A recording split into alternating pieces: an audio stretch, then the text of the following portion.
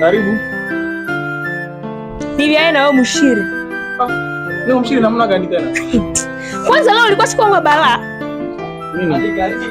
Mtu abanyela nitokee. Na kama unataka kuingia wapi kama kitu chako lisotere wapi naona kia unakiana ule bushiri yako unikie unikulie muda. Utanichanganya leo. Mimi naongea na wewe bado kutone hivi. Sio tunaniita hapa.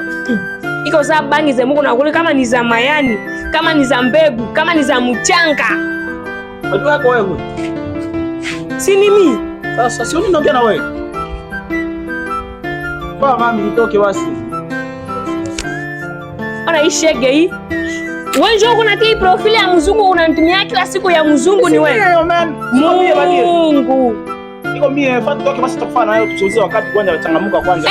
Acha kunibana wewe. Ona kwenye kisi huko. Niko je? Mungu. Siko mtu. Ona kwa pandalo yako. Hii ndio alikuwa ananitumia uso unavalaka viatu $50.